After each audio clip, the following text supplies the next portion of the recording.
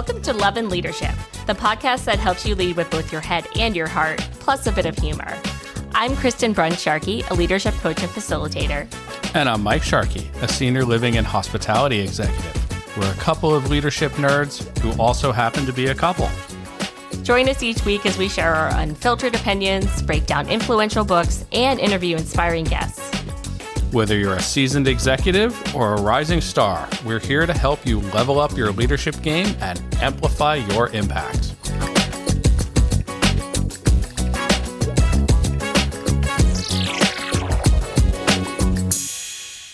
Hello, and welcome back to Love and Leadership. I'm Kristen. And I'm Mike. You're smiling like you're so cheerful and you weren't just like having a laptop meltdown. basically a melt. Yeah. Have you ever seen that meme? That guy's so frustrated at his laptop and he's like, boom, boom, and he throws it out the window. I gotta find it and send it to you. It's classic. Yeah.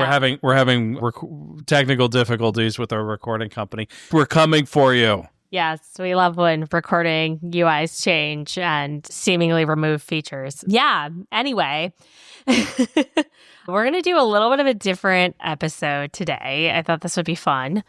And, Mike is now showing me the gif of the... Has he thrown it out the window? I think this is an abbreviated meme. I feel like memes are not as big as they used to be. I'm not just speaking randomly. You've got workplace buzzwords as it looks like our topic of the week.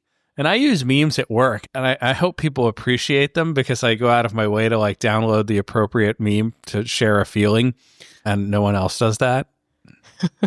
That's kind of my love language. Yeah, sending memes is definitely one of your love languages. It's definitely one of my love languages. Absolutely. Yeah. Well, yeah, so moving into the Anywho. topic. So this is a little bit of a different episode. I found this article on AI HR, which is not anything to do with AI. It's the Academy to Innovate HR. And it was all about like 27 trending HR buzzwords to know in 2025. And we're not going to go through all 27, but I thought it'd be fun to go through some of these. Is interface one of them? Not on its own. Huh. But in combination with another word? Similar. Okay, I'm curious. Similar. You had me an interface. But these are, I think, indicative of the current atmosphere at work. Interesting to go through them. This is also going to... I mean, the atmosphere of shared trauma bonding. Basically, yeah. Basically we're all that. experiencing in this country. Yes. Or some of us are. Yes. Yeah. Or 99% of the people that listen to this podcast understand what I'm saying. Yes, hopefully. Everybody's going to be feeling those tariffs, so... Yep. As we are shopping for a stroller, we're watching the price tick up, unlike the Dow Jones, but, you know... it's really painful. Yeah, in inverse proportion to the Dow Jones. Oh, it's going up. It's going up. Oh, it's up $100 since we started looking. Yeah, might have just bought a car seat. Yeah, we bought a car seat. Approximately an hour ago. Yeah, fun times. But this is hopefully a little bit of a more fun episode. And this is going to kick off a format that we're going to start interspersing, which is these like buzzword breakdowns. So we take a buzzword like psychological safety, or buzz phrase, I guess, and we break it down in like probably shorter episodes, but I'm done saying there's shorter episodes. Well, when you unhinge me, you know. It depends on what time we're recording. Coffee intake. Strength of coffee. Yes, exactly. Proportion of coffee to food. But we're going to start interspersing some of those too. And as we start bashing episodes and getting ready for when our baby arrives in a few months. Little leader. Yep. So jumping into these buzzwords, I pulled out about roughly half of them. Like I said, not all 27. And I think some of them are not super new, but some of them I had not heard of before. So the first one is anti-perks. So these are like workplace policies, conditions, or practices that negatively impact employees, but are kind of phrased as a perk. So these are things like taking on increased workload, but it's actually like unreasonable with challenging work environment, expectations. fast paced. Yeah, and I think a lot of people, I think the classic example of this is like a unlimited PTO policy. Well, I've never had anything like that. It's very common in tech. It's particularly common among startups because then the companies are not obligated to pay out vacation time. Yeah, there's always a catch. Yeah, but they make it sound like it's this huge benefit. You get unlimited vacation days, but the reality is like the culture does not allow But we you guilt you if you take them. to actually take that vacation. So I thought that this is the first time I've heard this phrase, and I thought it was anti-perks. Is that like anti-pasta? Anti-pasta. Complicated. Yeah. I like how you put it. It's framed as a perk, but come work in our fast-paced, challenging environment. Every day is a new challenge. Oh, that doesn't sound good. Yeah.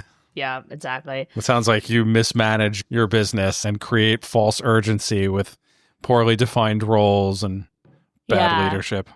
I think a lot of the classic tech perks could even fit into this. Like free meals at the office is great, but it's done intentionally. So we keep you there. Exactly. I don't know. I'm a boss too. Like I would do stuff like that. Like free massage. I'm doing that, but I'm also calculating the cost benefit ratio of keeping my team members. I mean, I want them to be happy, but I also want them to work. Yeah. It's a balance, right? Yeah. Yeah. You want me to buy everybody Starbucks? Sure. You'll be more productive for the rest of the day.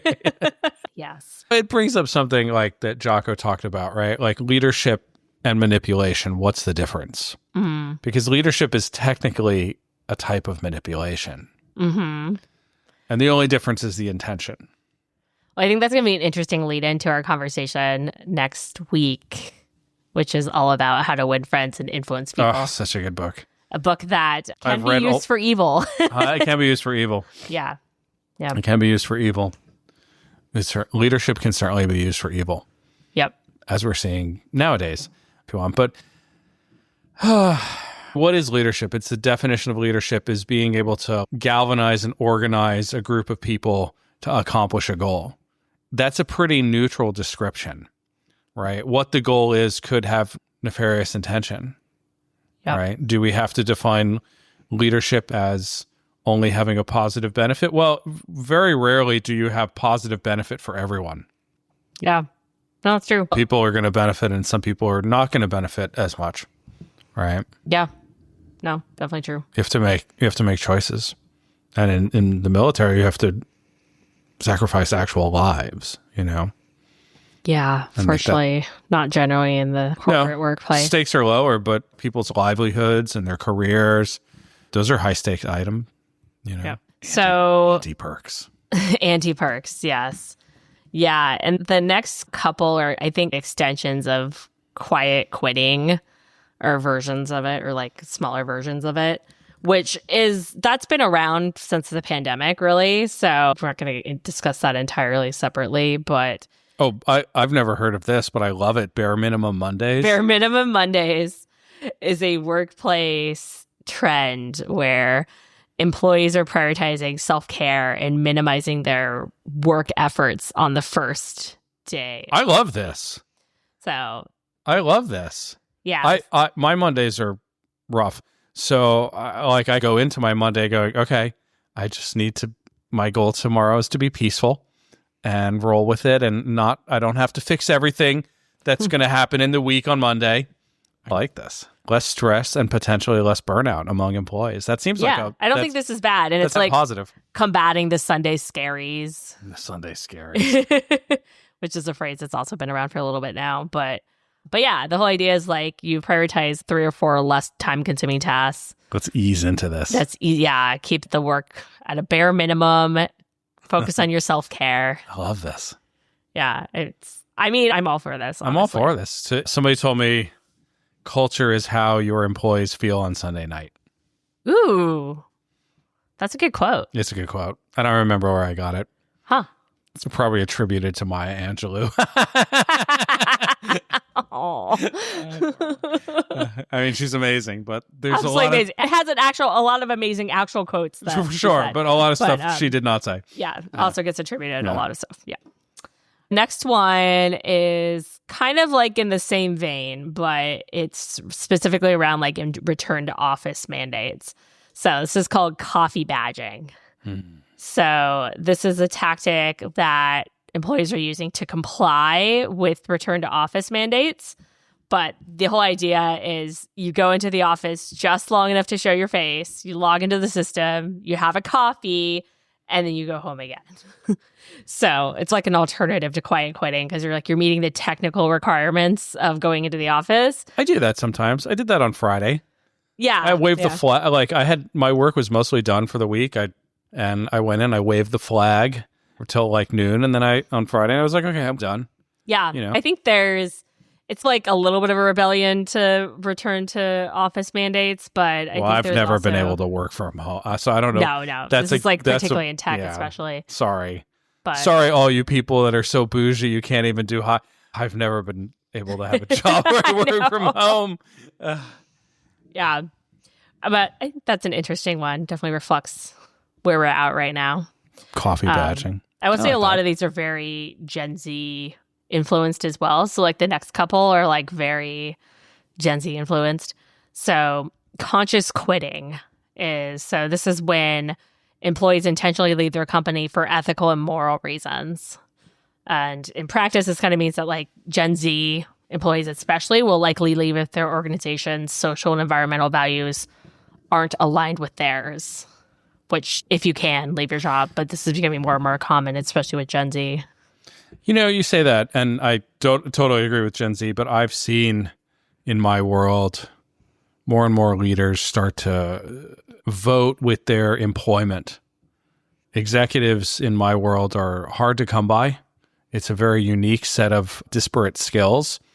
And I don't think people that are in the service business, as we are, want their primary function in life to be creating shareholder value.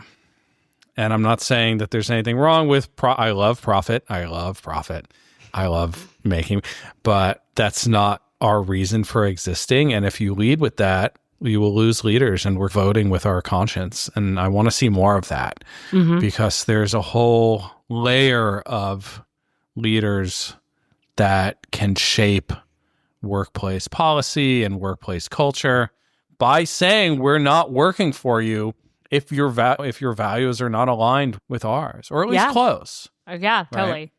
And there is, I think, a certain amount of financial privilege in there to be able to, which we'll get into. Some of these I think are more reflective of a lot of people are feeling very insecure about the economy and their jobs. But I think if you're able to do that is amazing. And I like the voting with your employment. Voting with your employment. Yeah.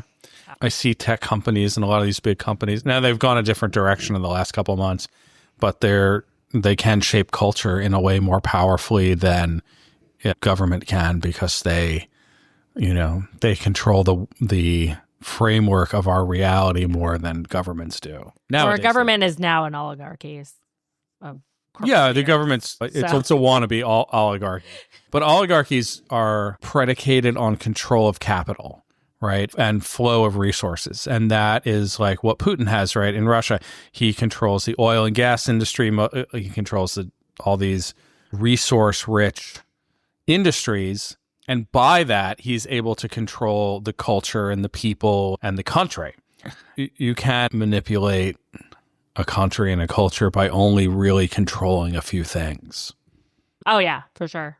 The military must be one of them. Yeah. Yeah. We don't really have a culture of military rebellion in this country yet.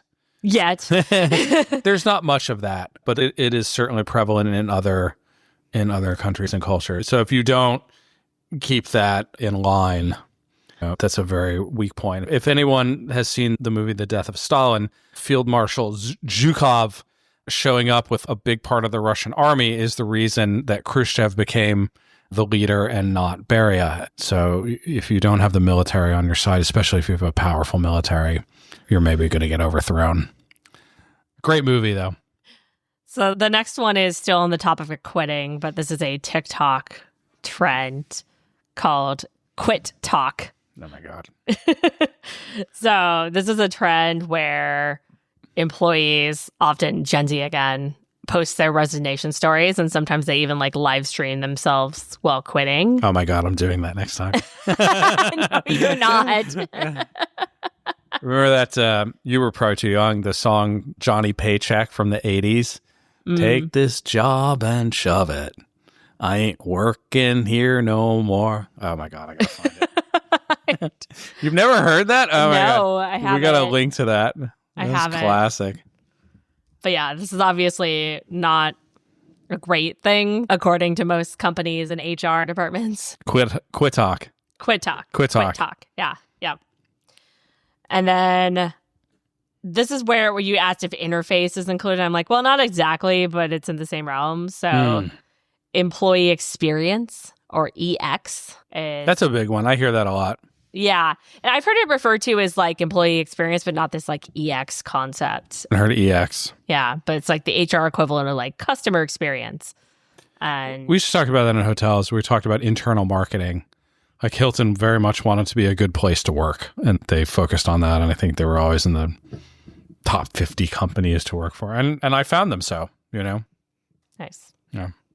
Yeah. And there's 3 elements of it that have a significant impact on overall employee experience. So the physical experience, like your like physical work environment and what it like everything that goes into that, the digital experience, and the cultural experience. And all 3 of those have a big impact on how employees feel about what they encounter at a company. This is really resonating with me because I've had to work on many different like property management softwares, for instance. Yeah. And the difference between hotel groups had really affected my mental health. There were times that I like Kino had to stop me from literally banging my head against a wall because I could not get help. And right after the pandemic, no one knew these systems anymore. And I remember I was trying to create a group at the hotel and like, how do you create a group? It's this, okay, nobody knows. When we call the help desk, no, we don't know. That's another soft. What do you mean nobody knows? Drove me insane. Yeah. Interesting. Yeah. You probably have the experience of working on very efficacious software, but some of the things I've worked with are like government software. Oh, I've worked on some terrible I bet you. Okay. pieces of software. Also, like things that looked like they were from the 90s. So 90s is like there's government software out there that's from the like 1967. I'm not kidding. Oh God. I'm not kidding. Yeah. I don't believe you. And that's why some things like the unemployment system is so slow. I remember somebody telling me in New Jersey, I think it was written in like 78 or something, and they can't update it for some reason. I don't know. Like some of these things are not super updatable. Yeah. And that's why yeah, for sure. That's why the post office only recently got like a lot tracking. of they have to completely rebuild it. They have to rebuild it. But yeah, I think that's important to recognize. That's part of the employee experience. Oh God, it is. It's a big part of it. The frustration that it can bring is huge. Yep. Oh, for sure. I love that. I think that's, Yeah. The physical experience for sure. There are hotels that I walked into their offices and it was like, this looks like you haven't painted it in 32 years. Like, how is this my office? The carpet is from like Nixon's time and they just don't care. They'll renovate the hotel, but not where the employees work. What? Yeah. No. I've had hotel offices that are the size of our bathroom. And I'm not exaggerating. It's the GM's office will be a closet. And what you're telling people is space is so valuable and you are not. Mm-hmm. I got your message, sir. I wasn't looking for an office on the 56th floor overlooking Central Park or something. You already put us in the basement. The least you could do is paint the walls and maybe give us a window. Nope. Okay. Yeah. All right. Message received. That's definitely sends a message. I'll say one other thing. Sorry. You got me going off here. I have worked for a number of groups where you don't get your own email address. Oh. where you take over the property will have a GM email address. And it's because the turnover is so high. Oh my God. Yeah. That's terrible. And I had a leader who was very excited recently. That's what they wanted to implement, where it was like a generic GM email address so that when you left, the email address would stay with, and we can forward an email address. Yeah, you can forward an email address. The search is hard in the background. Like I need history. Sometimes I need documents from 2 years ago. So that can be a little, but if you have a good IT department, my current IT department, shout out Think Connected San Francisco, you guys are amazing. They can dig stuff out from years ago. They can turn on my lights remote. Like they're amazing. But what are you telling me? You're telling me I am disposable. Uh-huh. Message received, You're already sir. planning for when I leave. Yeah. And I just started. Yeah. Yeah. That's interesting. That's very prevalent. And to be honest, it's a little bit more prevalent in what we call like the economy scale in hotels. Motel 6, well, you probably don't get your own. You just get the property email address. They don't expect you to stay that long. I mean, I get having like an alias that directs to your personal email address, but just not having a personal email address. They're supposed to it's supposed to maybe be like that too, but the message you are sending. I got that message real quick. Yeah. No, that says a lot. I'll call these people out someday. Yeah. Your practices are terrible. And people know, they know people are replaceable. New York City taught me that there's somebody that's as good, more talented, smarter, and willing to work harder right around the corner. But it's still hard to find good help at all levels. So if you don't appreciate your people and you don't make them feel valued and you make them feel like they're totally replaceable, they're going to quit talk on you. Or quit talking out the door. There we go. So speaking of quitting, so the next several are kind of job market, ghost jobs related. So yes, ghost jobs. I hadn't heard this yet, but it also makes sense. Or fake job listings. So according to like this article from CNBC, 4 in 10 companies posted fake job listings in 2024. And these are coming from real companies, but they're referring to vacancies that aren't real and for which the organization does not intend to hire for anytime soon. So this is a thing. This is a big thing. I follow a bunch of recruiters on LinkedIn, and they're talking about this and type of thing. And it's like, if you're not hiring, why are you? But I guess they give the impression that they're growing. Right. Active pool of candidates, always looking for good people to join. That's like I see the interview process that people complain, like it's 16 interviews long. It took 3 months, 4 months, and then they took a job somewhere else. And they're like, I thought we were moving at. Are you surprised? Yeah. Yeah, if you string somebody along for that long. But yeah, so this is a real thing. You used to be able to be reasonably sure that if you were applying for a job that it actually existed. Internal candidates were a thing. Like it has always been pretty common that because of just legal requirements that you have to post it externally, even if you're hiring somebody internally. But other than that, I think this has become a lot more common. It's definitely a trend. So good things to be aware of if you're job hunting, especially. I feel for people in the job market. It's brutal. Yeah, it's pretty brutal. Right now. Brutal. I just want the application program to populate my resume. Dear God, it's 2025. I know. Like, can you not parse my resume? Do I still have to create a text-based version of my resume so I can paste from it? Oh, my God. Copy and paste hell. That's so bad. That's employee experience starts the moment you apply for a job. Starts at the applicant. It starts at the application. We say that in like when somebody contacts our community for a booking or to move in, it starts the moment they see our website or someone picks up the phone and answers their phone call. Mm-hmm. Yeah. And if you're an employer, like your employee experience begins the minute your candidate interacts with you, your software. Yeah, totally. That's the experience that you are showing. Yeah. No. It shouldn't, read my resume, bro. It shouldn't be that hard to apply for a job. It's all right there. It's all right there.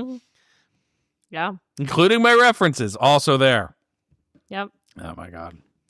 So I thought the next one was really interesting because we've all heard of like job hopping but where people are like going to like different companies usually. But there's a newer trend of industry hopping. So with people moving from one industry to another throughout their career rather than spending their whole career in like a single sector.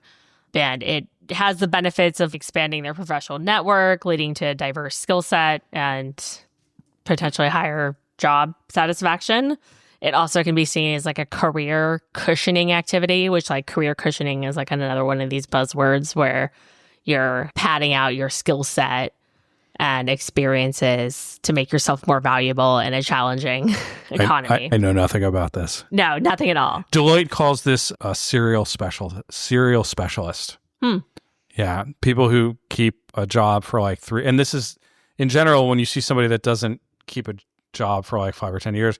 There used to be, now it's very normal. It used to be kind of a red flag, and then Deloitte did some studies and found out there's a whole, I don't know if we all have ADHD or, after about 3 years, we get bored and we want to learn something new.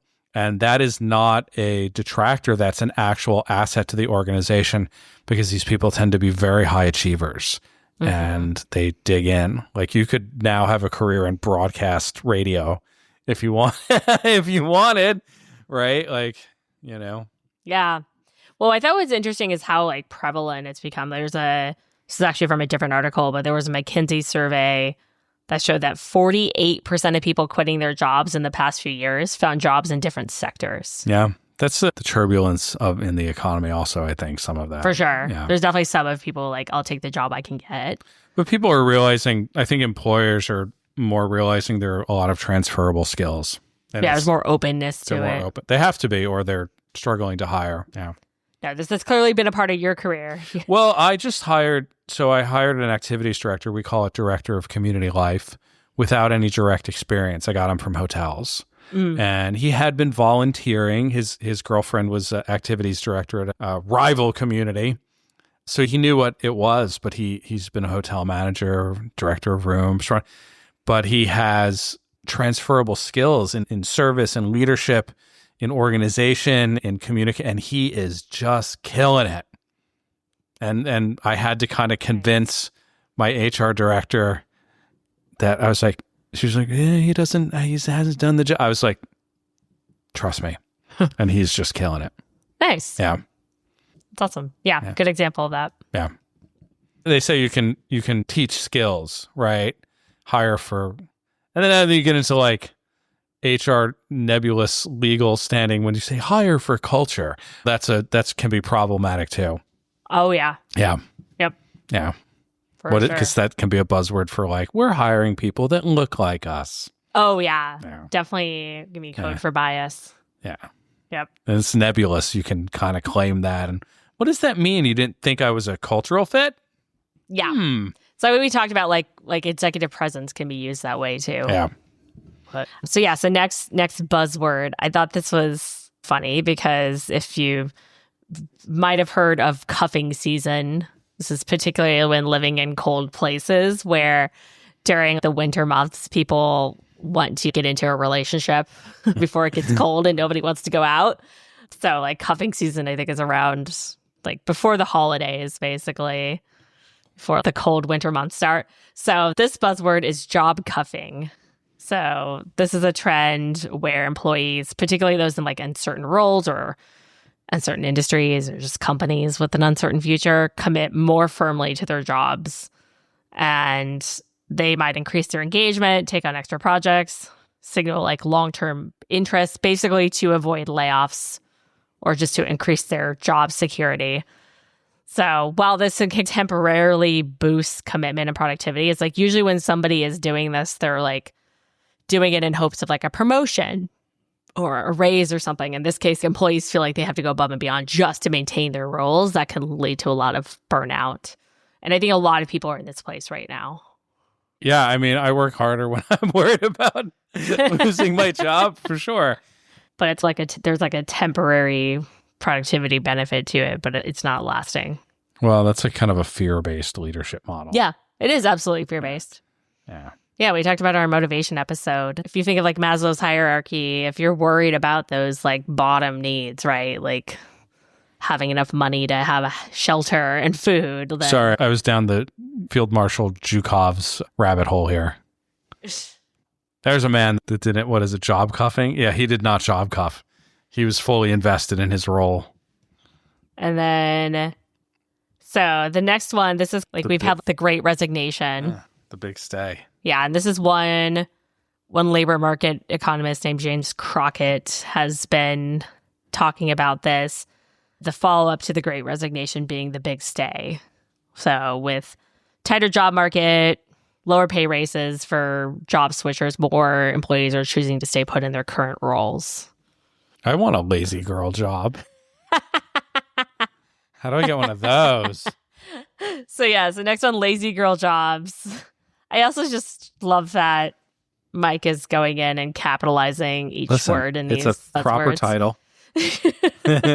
We might come back to this later. You know what I think of when you say that, the lazy girl jobs, is from Silicon Valley. There's a storyline in the middle where there's like these Hooli employees that have no responsibilities, that they just hang out on the roof all day. And for some reason they can't be fired because of their stock options or their contract or something. And they're just like chilling. Oh, yeah. Yep. For sure. How do I make that happen? Sounds great.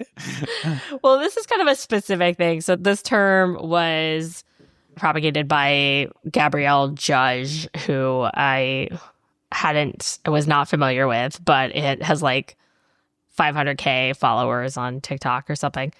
But she calls herself the anti-work girl boss. And this is like another kind of like Gen Z rejection of hustle culture trend. But this is basically decently paid jobs that emphasize work-life balance and flexibility over high responsibility or career progression. And opting for roles that allow them to maintain personal fulfillment without the stress of climbing the corporate ladder. So this is often described as like jobs that offer remote work, salaries from 60 to 80K, which I think that's going to depend a lot on where you live. Yeah, it's not the Bay Area. Yeah, in the Bay Area, I don't know. Yeah. That's an Idaho pay range. Well, yeah. But yeah, they aren't necessarily lazy in the traditional sense, but they prioritize mental well-being and they allow workers to maintain a steady income without sacrificing personal time or facing burnout. So like Europe. Basically Europe. But yeah, like certain administrative roles, content moderation, freelance work with like predictable and manageable France has demands. a 30-hour work week. Yeah, that sounds nice. I'm on 30 hours before the end of Wednesday. I got to do the bare minimum Mondays. Yes. Bring it down to 25. So the last few of these are all a little more random, but like terms that are coming up. So personality hires are people who are hired primarily for their personality. They particularly have like strong interpersonal skills, a positive can-do attitude, a great culture fit, quote unquote, whatever that means. Maybe not a good thing. And the ability to cheer on their coworkers. But this sounds like the soft skills, which we've renamed human skills. Yeah. I think that's useful. These are active listening, empathy, relationship. These are extraordinarily important, useful skills. Very valuable skills, yeah. But it does, as we will find out in How to Win Friends and Influence People, it does not hurt to be positive and supportive and encouraging and a big cheerleader of your teams. Those are actually some of the foundational aspects of good leadership. Yep, for sure. Can we have an anti-personality hire? Like we hire you in tech support or something. Based on your technical skill. Even though you're super grouchy and got a cloud over your head like Linus. Like, there are a lot of those out there. Yeah. But despite the... And then the next one is proximity bias. So I thought this was interesting. So this is not like a new term, but it's become a lot more popular due to the rise of like hybrid and remote work. So proximity bias refers to our tendency as human beings to favor those who are literally or figuratively in our proximity. So that could be a location, an office, workplace, or social circle. But in a remote or hybrid workplace, this can often look like remote employees being excluded from important meetings, conversations, promotions. Yeah, promotions for sure. Like office-based employees being favored in general, and employees being promoted based on their personal relationships. Oh, yeah. Yeah. But there's some just natural, one of my first hotel jobs, I don't know if I didn't get promoted when I wanted, but I kind of asked, and they were like, well, you're on the 3 to 11 shift. The management's gone. You get there and they leave, so they don't see the work you're doing. Even though they absolutely know that you're doing a good job because you're holding down the fort and the place didn't burn down and they trust you to do that. But at the same time, you're not the one they're talking to all day, every day. Yeah. Yep. But personal relationships, that's something else. Yeah. Yeah, that's true in general. Yeah. Yep. And then the last one is kind of the other side of quiet quitting, is just quiet hiring. So this is companies are addressing like needs for more headcount without hiring, basically. So without actually hiring new like full-time employees. So it's generally I might do this a lot. Yeah, I might have done it today. I did not quietly hire today. It has been 5 days since we quietly hired anyone to oversee a new product line. Yeah. So like this kind of can look like upskilling and reskilling current employees, hiring temporary people to do specific tasks, assigning like current employees to different roles, or like a combination of all of these. And that obviously can be a good thing in terms of development if you're giving people new opportunities rather than hiring externally. But the thing that you have to watch out for is giving people like too much additional work without a promotion or raise, basically. And we'll give you a new title. Yeah, well, but a lot of this more happens. Money. Right, or that too. And a lot of this happens like quietly. There's not like this person has a new title and is now taking this over. It's not an actual promotion. Yeah, they're just handed new responsibilities. We'll add some more responsibility to your docket. So like I've obviously seen this practice happen a lot, but it's interesting to hear this term applied to it. So quiet hiring. Yeah. Yeah. Let me capitalize that. Hold on. Oh my God. He can't handle it. Can't handle it. Oh, I mean, you even made it boldface. Why would you not? Okay. There were reasons. What were the reasons? Because I was pulling them from the article. Oh, you copy pasted? Yeah. I still would have corrected it. Oh my God. It's like I'm still the person that has to go back and correct a text message that I sent when the message is clearly fine, but I have to correct the spelling of they or theirs. It was like 8 text messages ago. Why do I move on, sir? It's fine. They got the message. Nope. It's perfectionism, I guess. Can you do? Really an illness. So that's all the buzzwords, but I thought this was fun to go through some. This is super fun. Oh, maybe we'll do another edition. Anti-perks, coffee badging. And then we'll also do some breakdowns of like more ones that are a little meatier. I kind of wish I'd read this before. I bet I could have come up with some HR words that I've seen on my like LinkedIn friends. Well, we can always do another round. We should. I follow a couple of labor lawyers on LinkedIn, and I'm always watching to see which way the wind is blowing. Yes. There's one guy in Florida that has some amazing stories. Oh, I'm sure. He specializes in, for the worker, breaking BS anti-compete clauses that employers make them sign, which are very hard to enforce, apparently, and he knows how to do that. But some of the stories he has, oh my goodness. Oh my gosh. It's super concerning. It's super concerning. Yeah. Well, this is like I met like a fellow speaker who is an attorney and also does a lot of expert witness and investigation work. And I'm actually like, hopefully we're going to have her on as a guest on the show. That'd be amazing. What does she do exactly? She has fascinating experiences.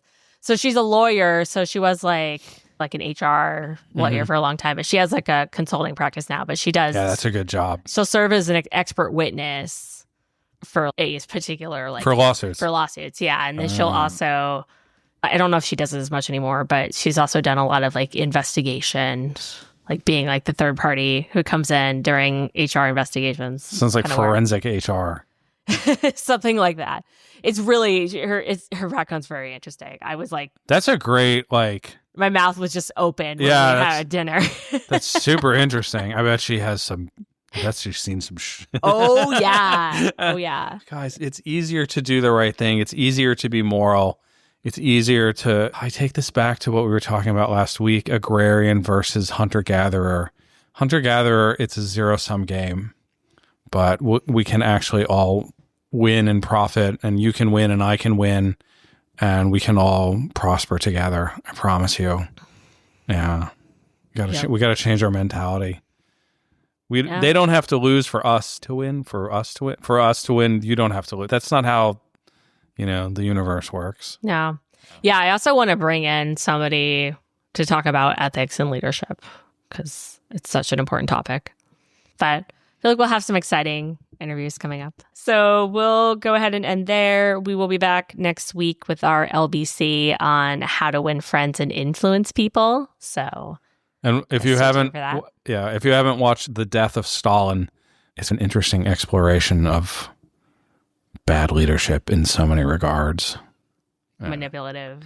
Well, but then you'll see like Khrushchev was actually probably a good guy trying to like work within a very constrained system. You can be a great leader, and just because somebody's working for an ideology that you don't agree with doesn't mean they're evil.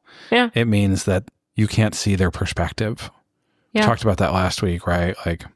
Yeah, but that also feeds in nicely to some of the how to win friends and influence people stuff. So yeah. Awesome. Thank you. All right. Thanks, everybody. See you next week. Bye-bye. The Love and Leadership podcast is produced and co-hosted by me, Kristen Sharkey, and co-hosted by Mike Sharkey. Please rate and review us on Apple Podcasts, Spotify, or wherever else you get your podcasts. We can't stress enough just how much these reviews help. You can follow us on LinkedIn under Kristen Sharkey and Michael Sharkey, and on Instagram as Love Leader Pod. You can also find more information on our website, loveandleadershippod.com. Thank you so much for listening, and we'll see you again next week.